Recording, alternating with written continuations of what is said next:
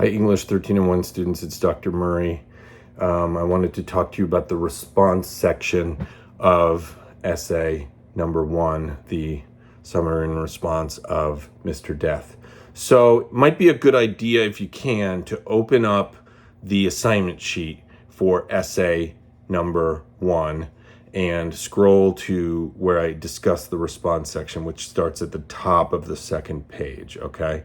So go do that and bring it up on your laptop or some device, and hopefully you've paused and now you're back, and so we're going to discuss it. So, you'll conclude your response section, you'll conclude the summary section, and then you'll hit return after the last line. You'll write the word response in boldface, as you did before the summary. You wrote summary in boldface. You'll put a colon, response, colon. You'll hit return, and on the new line, you'll indent by hitting the tab key, and you'll start writing your response section. Okay, so I'm just reminding you that each of these two sections is labeled, in boldface: summary before the summary, response before the response. Remember that the title of the paper is a title for the entire paper, both sections. So, under your information up in the upper left-hand corner on the first page, the first thing that appears is the title, then the label for summary, that's flush to the left margin. Then on the next line, indented, you'll start your first paragraph of the summary. You'll give me your whole summary, 2 to 2.5 pages. Return, response, colon, hit return again, indent, and you'll start your response. So, remember that the response section, if the summary is objective, just the facts about the film, no judgments, this section will be opinions. Now, it's not just any opinions, and it's not a review of the film, whether or not you liked it. I hope you liked it, but if you didn't like it, it's not really relevant to this assignment. Your opinions will be in response to certain questions I'm asking you, or, responses to the film that fit in that general zone. And I listed some questions, at the beginning of the response section of the assignment sheet. Here are the questions I ask. What kind of a man is Leuchter? How do you explain his participation in the Ernst Zundel trial? Why did he participate in the neo-Nazi conferences after the trial? What do you think of the criticisms of Leuchter included in the film, particularly from Roth and Van Pelt? How logical are Leuchter's arguments or observations in the film? What lessons are to be learned from the film? So these are some questions. I'm not saying write your paper, just going down this list of questions.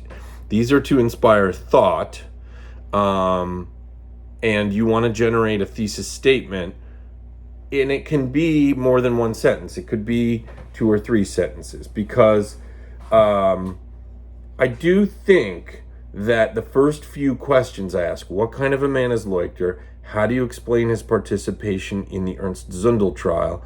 And why did he participate in neo-Nazi conferences after the trial?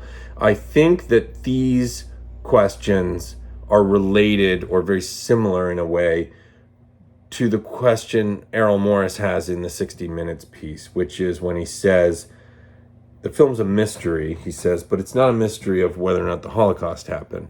He says Leuchter's claims are wrong. But then he says, the mystery is why he makes those claims. And so when I say, how do you explain his participation in the Ernst Zundel trial? Why did he continue to be involved in these neo-Nazi activities? And I would add a question as well, just now that I'm thinking about it, which would be, why, when Errol Morris asks him near the end of the film, have you ever considered that you might be wrong? Why does he respond the way he does? How does he respond? I'm sort of asking you to think about it for a second, and I'll tell you what he says. He says, no, I'm past all that,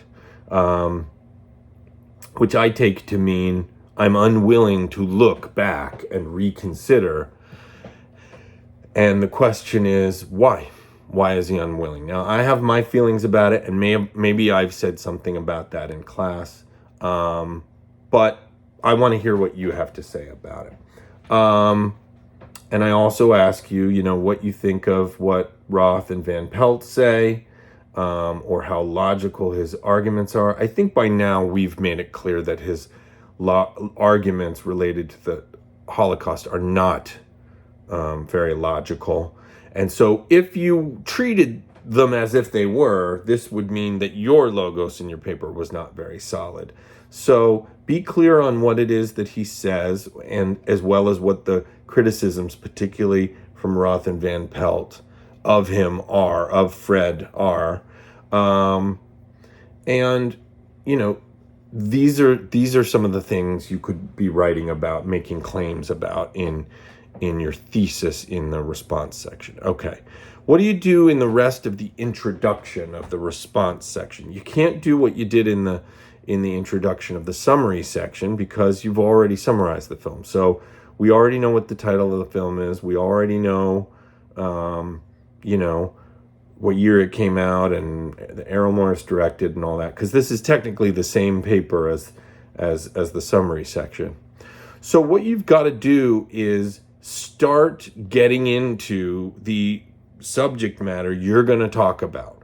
Now, if you're like going, well, I want to then go right to my thesis statement. You could do that, but I wouldn't recommend it. What I would say is create a context for your reader that leads into that thesis. And I guess what I mean is you could describe an important kind of crucial scene in the film, or you could provide an important quote in the film. Maybe the quote I just said about have you ever considered that you might be wrong might be an example, though perhaps you want to talk about that quote later in your response section. It's up to you to decide where would be the best place to talk about this. There could be other quotes. It could be it could be the Myth of Sherlock Holmes quote from Van Pelt. To provide it, but then to discuss it a little bit. What does Van Pelt seem to mean by this? And hopefully what that does is it raises a discussion about what we encounter in this film related particularly to the Holocaust denial. It would make sense to be having quotes that are about him manufacturing the equipment, because that's not the real issue that's central to this film. So again, you could either recount an important scene, you could provide a quote, and then discuss it a little bit in a way that leads into you making some important claims about, things like how logical are Leuchter's claims that he makes. What do you think of the critiques of Roth and Van Pelt? And then, in light of that, what kind of a man is Leuchter? Why did he make these claims? Why did he participate in neo-Nazi conferences? And why is he not willing to consider that he might be wrong? So if you come up with some statements about that will dictate what the body of your essay is going to be about. Consider well what your claims are going to be that make up your thesis of this section, because once you make those claims, that's all you can really discuss in the rest of the paper. So choose wisely to outline in a way what ground you're going to cover later in the paper. Okay, so that's your introduction and your thesis. Now, how many body paragraphs are you going to have in the response section? I can't say exactly, because the response is going to be longer than your summary. Your summary is 2 to 2.5 pages, and I said specifically make the whole summary just 5 paragraphs. No more, no less, which means 3 body paragraphs. Now, in the response, you're going to have an introduction, you're going to have some body paragraphs, you're going to have a conclusion. But what you don't know is exactly how many body paragraphs. That's something you can be figuring out as you're writing it. As far as the length of the response, I say at least 3 double-spaced pages. And I think on here I say 3 to 4. But you can go over 4. You can have 5. You could even have 6. I wouldn't probably go over 6. And if you only have 3, if it's done well, that may be sufficient. If you have 4, that's great. and you're allowed to go over 4 if you need to. Okay. I will say that you want in your body paragraphs in the response section of the paper, you want strong topic sentences. What makes a strong topic sentence? My reminder is it should be a claim, meaning it should be a general assertion that you're going to subsequently support with evidence in that paragraph, and it should relate to your thesis in some way. So it should touch on, or it should be directly related to one of the claims you make in your thesis. Perhaps it's even just a sort of rephrasing of part of your thesis. But the difference is in this section, you might need a couple or two or even 3 body paragraphs to support one of your claims, okay? Whereas in the summary section, you had a 3-part thesis, and part 1 matched with body paragraph 1, part 2 matched with body paragraph 2, part 3 matched with body paragraph 3. In this section, it's a little less predetermined like that. Maybe one claim you make in your thesis is going to require 2 or 3 body paragraphs to talk about, and you have to play it by ear. But for each body paragraph, you have to have a topic sentence that is a general claim that announces that focus of that paragraph and relates in some way to your thesis. What follows the claim? Evidence. And what form will the evidence take? Discussing a scene in the film, quoting someone in the film if it's a really important quote. You don't just include any old quote. You want to choose quotes that are very relevant and are very revealing. If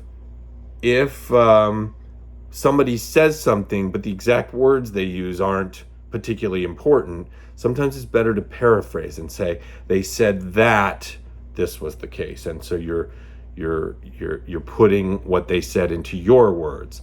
But there are other times, like "No, I'm past all that" might be an example, or maybe another important quote might be when Van Pelt says, and I don't know that I'm getting this quote 100% right, but it's something like, "Leuchter is a victim of the myth of Sherlock Holmes." That might be a very telling and important quote, but when you use quotes or when you convey a scene, in other words, when you provide evidence to support the claim you made, you then have to explain it. Explain the evidence, and what the explanation should ultimately do is in some way make it clear how that evidence supports the claim that you're making. So it's a process of sort of make a general claim, support it with evidence, explain and analyze the evidence, and link it back to the original claim. That's what you do in a body paragraph, okay? Write as many body paragraphs within reason as you think you need to support the arguments you're making in the response section. Eventually, this will lead you to, you're done arguing and you're now going to write your conclusion.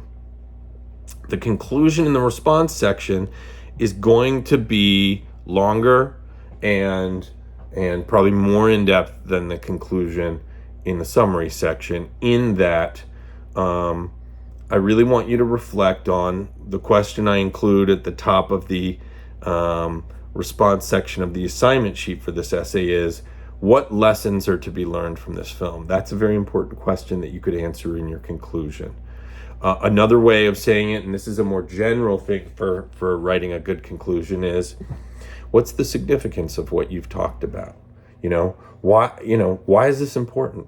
What's to be learned from watching this film, asking questions about it, writing discussion board posts about it, answering my sheet of questions about it, and then writing this whole essay and having our in-class discussions? Why do all this? What's important? Hopefully we've learned something, and hopefully we've learned something that's not just an insight about this case and this film, but that can be applied in other situations in life. What did we learn about evidence? What did we learn about logos, about the importance of the scientific method if you're actually doing something scientific, which we can discuss more. What did we learn about human psychology in terms of the question of why he does what he does? So these are the kinds of things I want you to explore in the conclusion, and I'm going to have to leave it there for now. Best of luck with it.